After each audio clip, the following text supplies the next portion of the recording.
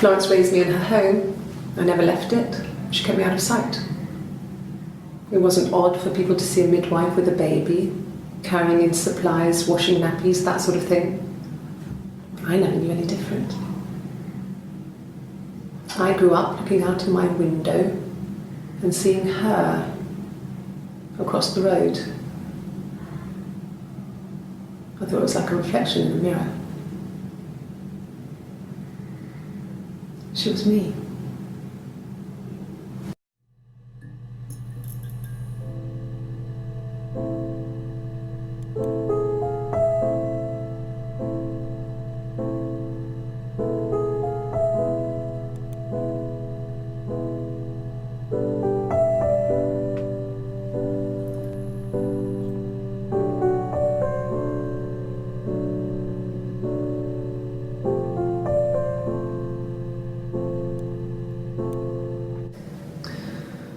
Florence was a warm, kind person, but she was broken, I guess. When I found her diary, I also found a biscuit tin with other stuff in it, older papers, letters, that kind of thing. Her story wasn't there. I never really spoke to her about it. I was far too young to really understand, I guess. I just put it together later, once I was older. She had loved children, planned to have a large family, but her husband died in the war. And that was back when you married for life. She never felt like she could marry again. Isn't that strange? She was a widow from her 20s. But, I mean, I guess it was different then. You know, you married for life and she felt she could never marry again. I guess it was harder, a war widow. One of the dead. I don't know, maybe there was more to it than that. I don't really know. 夫を戦争で亡くしたフローレンス。出産を手伝った際、つい魔が差したのでしょうか。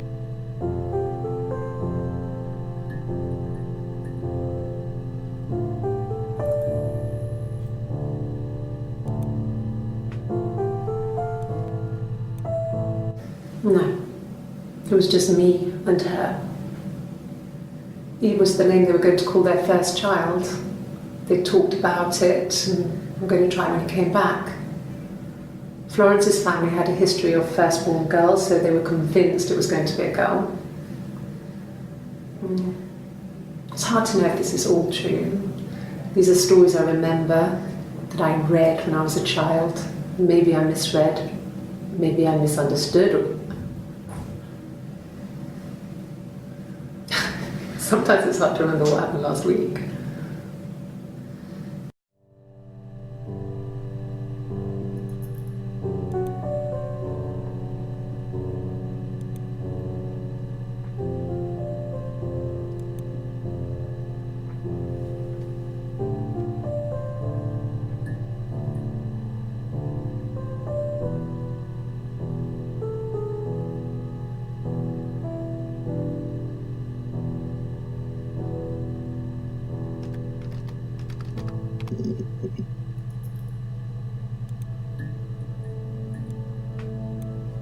I got in the car and I drove. And just kept driving north. Just kept going, just wanted to get as far away as I could. When I finally stopped, I was all the way up in Glasgow. I was so tired. I just had to sleep.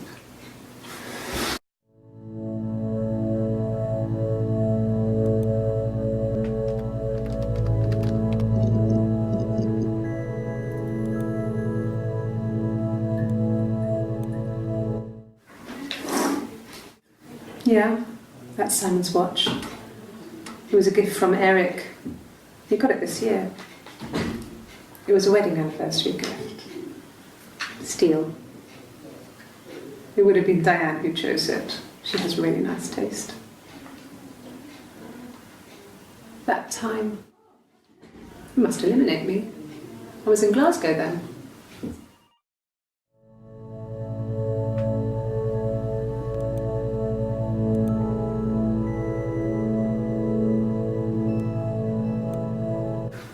No, I don't think so.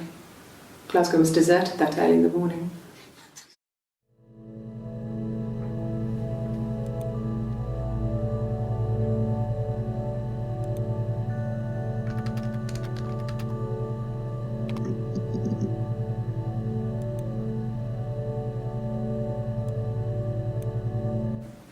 Okay. So you want to eliminate me as a suspect?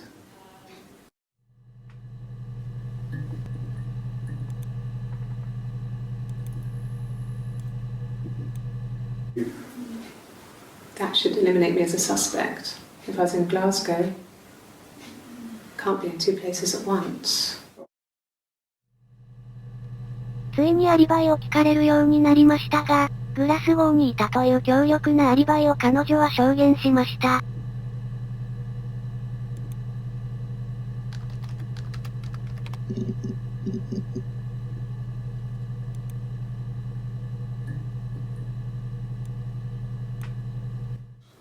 When you suspect someone of murdering their husband.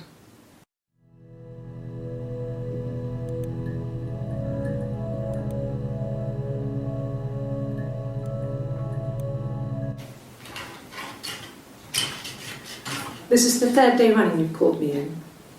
I speak to Doug and Eleanor every day. And they say you've been asking a lot of questions. About me. Should I be worried? Am I a suspect?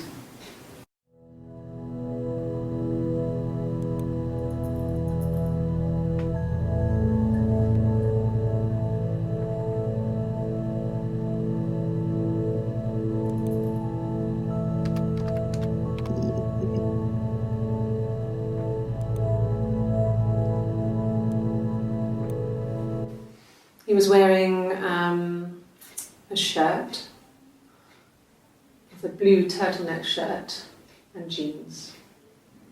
He has a watch, it's a really nice one. That was a gift from his boss, Eric. He had his coat, a long grey duffel coat, like Paddington Bear. He would have taken that with him, it's not in the house.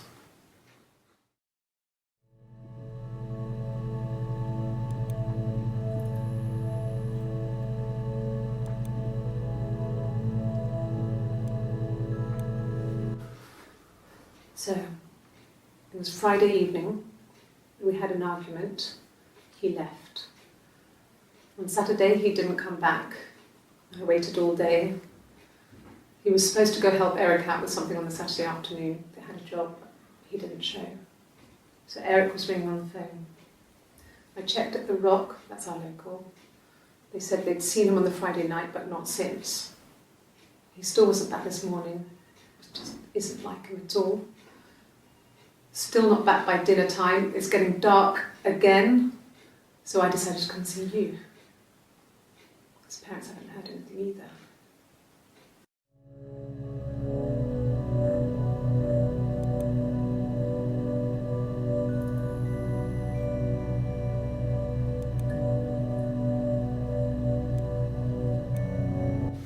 Yes, there's a car that we share, a Cavalier, and a van he uses for work. It's owned by Eric, but we look after it. Both of them are there now, parked in the street. I'm not sure about the keys for the van. I can look for you when I get back.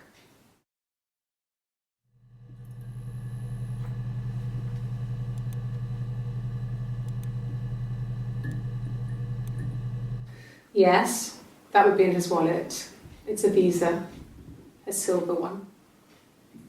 He doesn't like to spend money he doesn't have, so he usually pays with cash, but Eric convinced him to get one.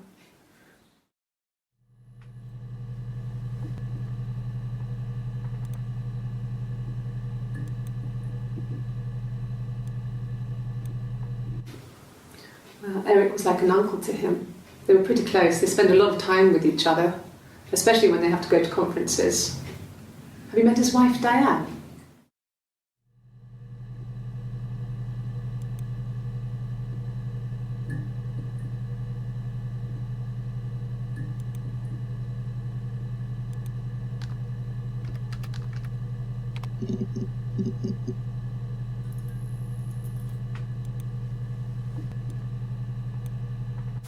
Not really. He would go to the pub. He had his drinking buddies there, but no one ever really came back to the house. Sometimes Eric, his boss, and his wife would come over for dinner. That would be us returning the favour. Diane is a really good cook, into her trendy ingredients. And the last time Simon cooked something off MasterChef, he got the recipe off CFAX, and I did my Lloyd Grossman bit, commenting from the sidelines. I had to find fennel from the supermarket. Have you ever eaten fennel?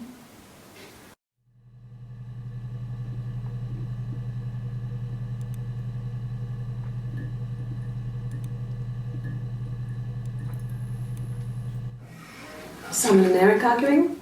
No, I can't imagine they'd be arguing. And they get on so well. Unless it was something to do with work. Maybe Simon was being too much of a perfectionist. But I don't know. You should ask Diane.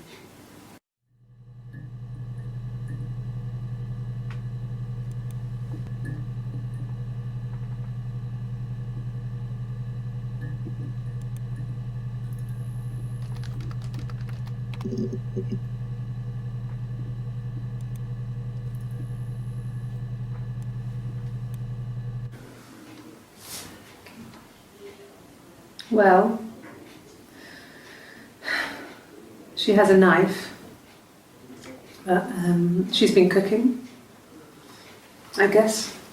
She's been cooking him his favourite meal. She's his wife. And he's asleep and she doesn't want to wake him because he's ill. That's why she's sad. Because he's ill and he might die. It's kind of a sad story, so I'm not sure how it ends.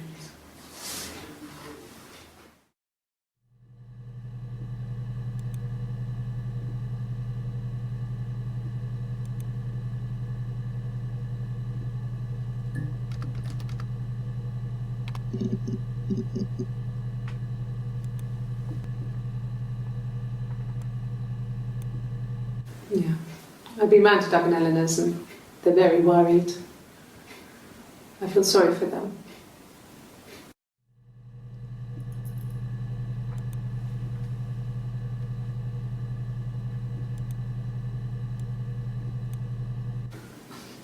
I got a job to contribute, you know. Doug knew someone and I got a job as a dinner lady at the primary school. They said it didn't matter if I could cook or not, just don't poison the kids. So you see, it's always been complicated between me and Simon. It's never just been the two of us, there's always been pressure.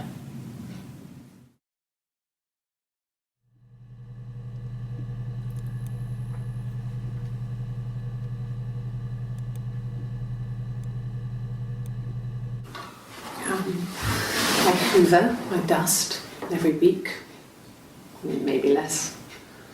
I once asked Eleanor how often I should dust and she said, if people ask, tell them you do it once a week, but every few weeks is okay. I think she was just trying to make me feel better. I mean, when I was there she was hoovering every day, you know, ran an ordered house. You know how that generation is, putting on a brave front. She has secret stashes of cigarettes. Doug doesn't even know she smokes. When I was there, I saw her. She has these sort of porcelain vases, ornamental, next to the Reader's Digest books. Cigarettes inside. And she still has them. I mean, last time I was there, I looked in a vase. There was a fresh pack. I mean, all those years of marriage. And she still has a secret like that.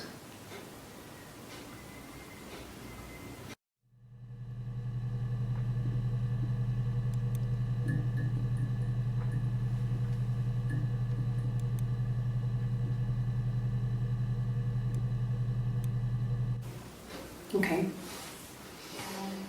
A parked up on the street. It was busy, so I had to park down the end of the road. Walked up, knocked on the door, no answer. I took my keys out of my bag and unlocked the door. The main lock was unlocked. You can tell because the key doesn't turn when you try to turn it to the left. I walked in, Simon's coat wasn't on the peg. I couldn't see his shoes in the shoe rack. I shouted out.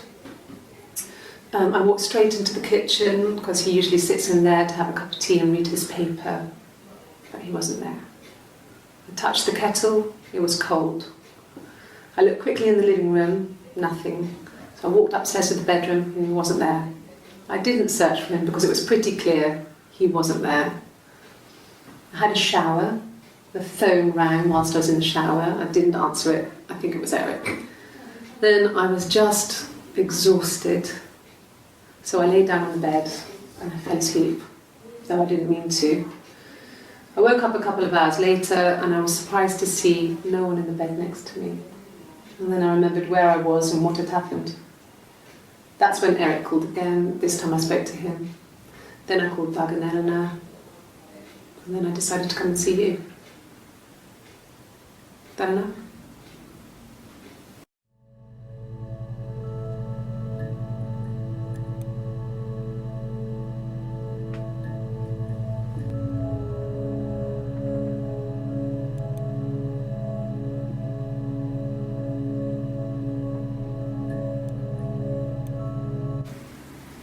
Yeah. 1984 was an awful year in the end.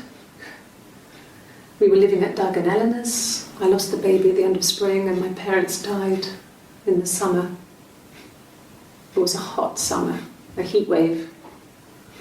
So when they discovered the bodies, it was just awful. Because of the circumstances, them dying together like that, they brought in a lot of police. A forensic entomologist. I had to look that up. It was because of the heat. It's just awful.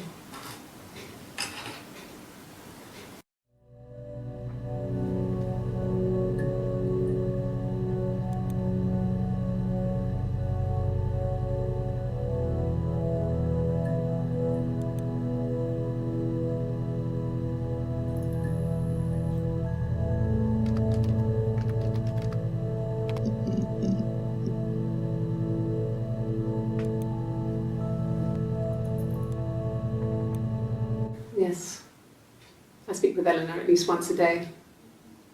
Not that there's anything much to say. It's more just...